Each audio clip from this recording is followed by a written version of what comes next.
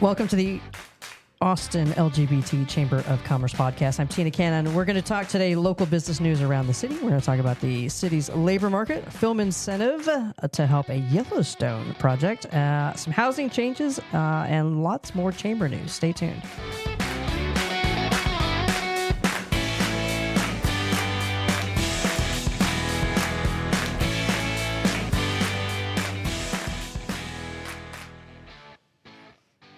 But first, as always, help me welcome Colton and Amy to the show. Hi. Hi. Happy Friday. How are y'all doing? How was your week? Great. Liar. It was good. Yeah? Yeah, I went to the beach this past weekend. That's always good. Yeah, it was really nice. What are the Texas beaches looking like these days? It wasn't that bad. Okay. Yeah, it was, well, I went to Port A. So, I grew up in Galveston. So it's a little cleaner depending on the time of year. But it was like no dead bodies floating up? It wasn't brown. Okay. I don't mind that it's not completely see-through. Like you can't see your toes from waist deep. But it's not brown. Which is helpful. Was there like kind of what's that gooey stuff that has a weird name? The seaweed, but it's got like another name. It's like... I feel like there used to be like tar it's on the beach there. It sounds like orgasm. Organism? No, it's like sagorism. I don't know. I'm not a marine biologist. But the beaches were like beach, none of that weird stuff lined up. Yeah, no, there were lots of jellyfish. I got stung quite a few times. We all did. But did you pee on each other? Is that what they said on Friends? You're supposed to, but I think everybody was just emptying into the ocean, so there was no pee left to be had. So, and that is why the ocean is salty. I told you there were like 16 of us. We ended up with 14 down there. And I thought you lost two and they didn't come back. Every now and then you would just see a gal doing some squats. Just looking off into the sunset. Her elbows on her knees, just like with this shit-eating grin looking at us like, Yep. Well, what'd you do this past weekend? What do you have on tap? Anything fun, exciting, Mr. Colton? No. No Nicki Minaj this weekend to live vicariously through? No, I did go to a fun drag show on Monday. On a Monday? I know. Oh. It's like illegal as like the grandfather that I am on the inside. But it was a lot of fun. I'm impressed they got performers on a Monday. Sad girls only. It was all sad songs. Oh, my hell. Oh, it was so good. That so sounds good. so strange. No flips and tricks and just like pure emotion. It was fun. Because it was on a Monday. Right? They have no energy left after the weekend. And they give you cake. You eat cake. Cake and sad. sad music. It sounds very cryy. Sounds like high school all over again. Were there tissue boxes everywhere? Or people were just like having a moment? This performance brought to you by Zoloft. I think you just hug a drag queen and like wipe your tears on their dress. Yeah. I'm just kidding. Don't do Pride Paxil for everybody. Like, what the? Yeah, with Pride Month coming up soon, there's going to be enough of that. But well, good. I'm glad y'all have had fun ahead. Let's take a look at the local news in the business world checking in our area. So vacant downtown storefronts are being eyed for arts, music, and activations in what is a reverse downturn. You can learn more at the Austin Monitor. But there are groups seeking to bring more foot traffic into the area with an increasing number of vacant storefronts. Our friends at the Downtown Austin Alliance, or DAA, is working to partner with local artists, musicians, and property owners interested in exposing their spaces to new potential businesses. DAA is currently a strong list of potential spaces and interested activators that are being evaluated for potential matchups. Sponsorship partners are also being recruited to help cover some of the expected about $1.5 million needed to prepare 10 different spaces. What do you think? I think it's going to be pretty slick. I know our Diversity Ethnic Chamber Alliance, along with our friends over at Futurefront, are partnered up with DAA, but really to invite people back into or to consider downtown for the first time. What do y'all think of this? I love it. Yeah, I think it's a great program. Yeah. And I like that they announced it at the Future of Downtown event that we went to. That's right. It was cute at ACL Live. Yeah. Yeah. That was fun. I just like the idea of like giving artists and small businesses the opportunity to do business downtown where they may not be able to afford or may not be booked downtown. So Yeah. it's nice. Downtown rents can be a bit oppressive. That said, the unoccupied rate in downtown or the central business district has been, it's recovered-ish from COVID, but it's still at about 18 to 20% unoccupied. It's pretty high for what has consistently been an activated downtown. I like the mission behind the program, but like when we were speaking to our friends at DAA, it's really just kind of a reminder to everyone who's not from Austin that it's a whole experience when you come to the city. Yeah. When it comes to the arts and creatives. Yeah. And so this is a great way for locals to plug in and get involved, get on their website. It's like everything is on there about this program, and they're going to be offering all kinds of opportunities. I agree. It's about access, and a lot of these groups, especially in the arts community, don't typically have the financial means to access and unlock some of these really cool spaces. And so, I'm excited for this program. So thank you to our friends at DAA for putting that together and for letting us play along with you. And for keeping downtown beautiful. Yeah. So if you are a film buff or a TV buff, I don't know which it is. I'm sure Amy will tell me. 1923 is to be filmed here in Austin, according to our friends at the ABJ. Our budgeting film industry is attracting big name projects, including Yellowstone prequel called 1923. Spokesperson for the California-based production company confirmed that the show will star Helen Mirren, Harrison Ford, Brandon Skelnar, and a few others. And they'll be shooting here at the ATX Film Studios. It's a pretty big win for Austin. I know back in 2021, the film studios that we had were vacated by then AMC when they were doing the Fear of the Walking Dead. They left Austin for Georgia because Georgia gave them some more incentive dollars. But then this last legislative session, the Texas legislature earmarked about $200 million in film incentives. And so I think that's helping the moving image industry incentive program in attracting some talent here to town. It's good. I mean, Texas. That name sounds like it was created in 1923. Right? I was like, that's a lot. Moving image industry. I know. Well, motion pictures, remember? Yeah. Moving image industry incentive program. Motion pictures is another. Yeah. When we were learning when I how was a kid. to, this is like 100 years ago when I first started college. 1923. When we were learning how to Google things, and like the right words that you should be like if you were trying to find cinema times, Right. like you would also want to include like and motion pictures and Right. movies. Yeah. And you don't have to do that anymore because it's a lot smarter. But Yes. no, I think this is great. Texas is still relatively cheap in every other regard because of how we're doing here. Yeah. So like I've shared that I lived in Vancouver, which they call Hollywood North. Okay. So a lot of what people consider Hollywood is never filmed in California. Yeah, because Canada gives really good movie incentives. Right. So it's cheaper to film there. They've got a great landscape. We have a wonderful landscape here in Texas. My mother-in-law said there's a Taylor Sheridan thing being filmed out in Weatherford right now. Okay. So he's taken over. He's taken over TV. So Yellowstone, that's a TV show, not a movie. I don't know. I don't watch your Western-y stuff. Wow. Come on. I haven't watched it. I don't. Is it like a soap opera? I'm so surprised. It's like a drama. It's like a cattle drive Drama. violent family drama of like staking your claim on your land kind of deal. But I'm surprised that you haven't watched it because like Beth, have you seen Yellowstone? No. Oh God. You need to watch one episode. There is one character that you will absolutely fall in love with. Okay. She is the most badass woman on TV. Okay. And she will slit your throat. Like she will like, she is the most violent family member and she's the only female. She's like the Tony Soprano. And she is like, this is my daddy's land and nobody's going to mess with us.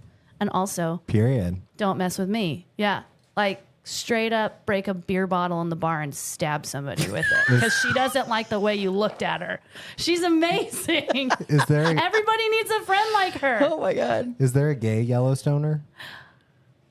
No.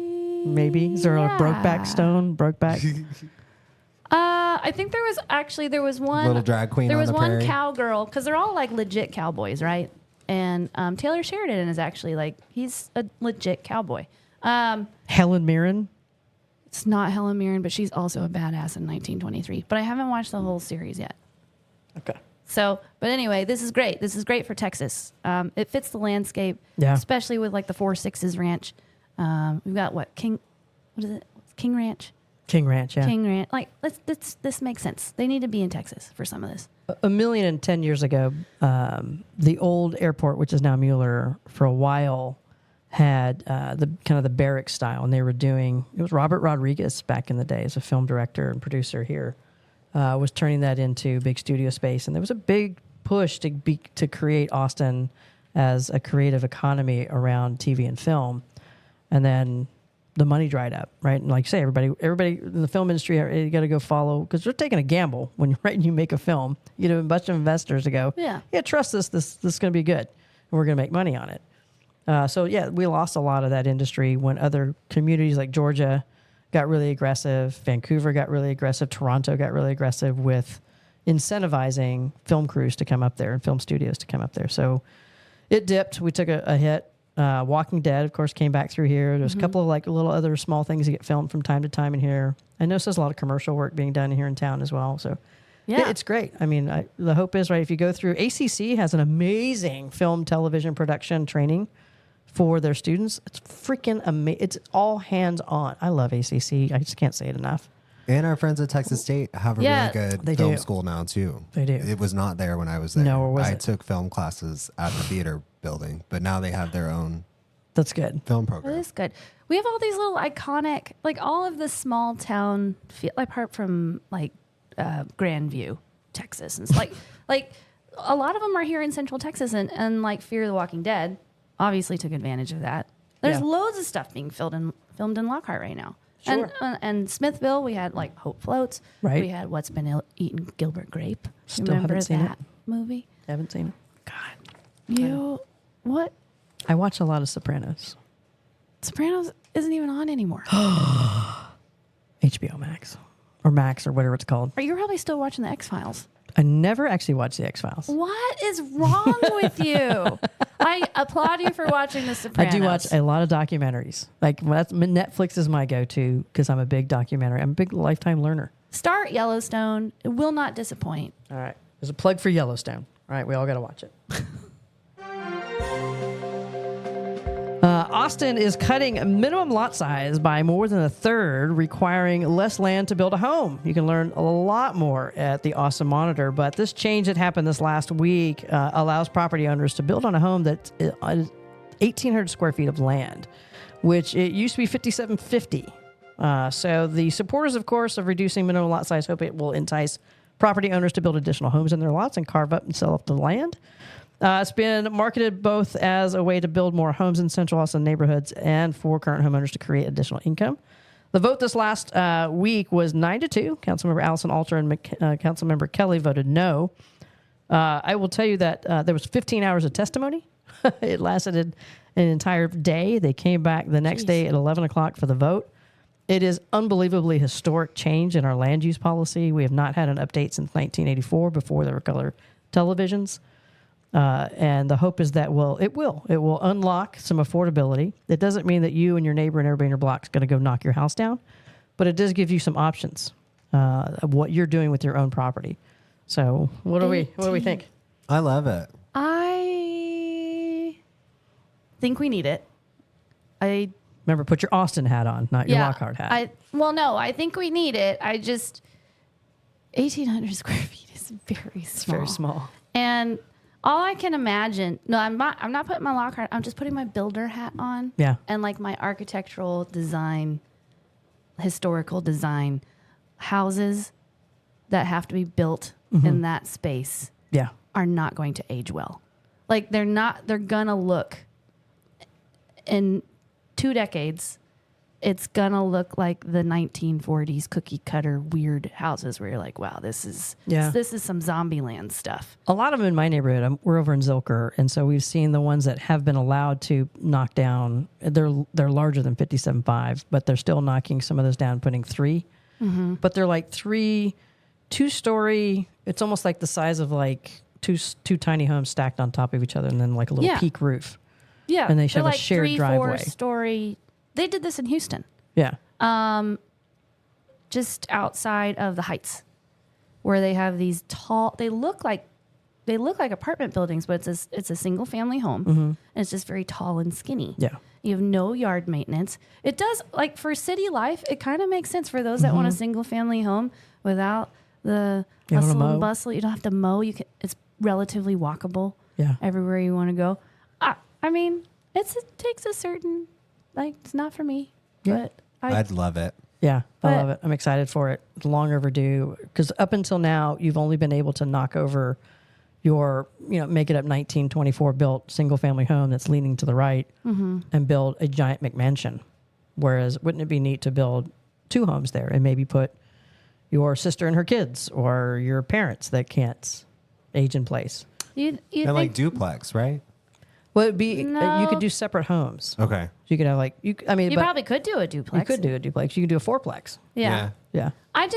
Is that what people are envisioning, or And it's not throughout the city. So it is designed to be from, like, take, for example, Burnett Road in your mind. It's a big, giant road, like 6 lanes across, a middle section, and a bus route. Perfect. Right now on Burnett Road, next to the sidewalk, you can build multifamily. And then when you do the next step back is into the neighborhood. Right now it's just zone SF1 or 2, single family home.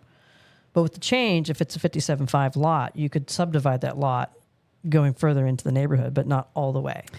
See, and this is why I'm interested, because people who currently have lots can subdivide their lot and sell it, right? Yeah.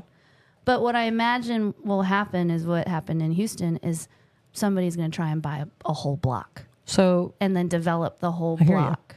And then it does change the landscape a little bit, but we do need more housing. So it's kind of like 6 of one, half dozen the other. you'll never hear me say on this show that I agree with Governor Abbott until today.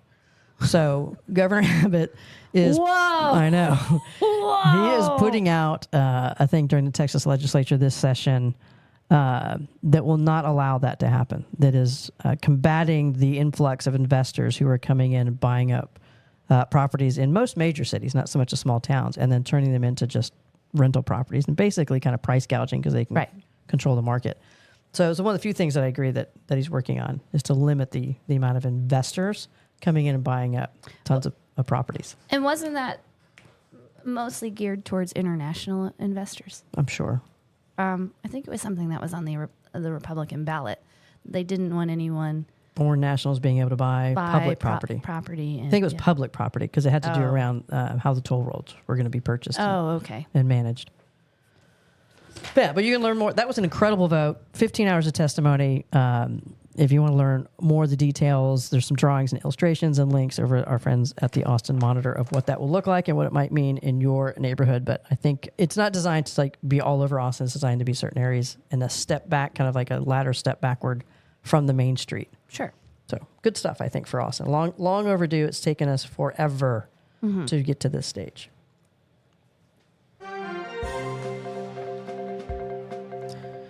Yay! We are number 11.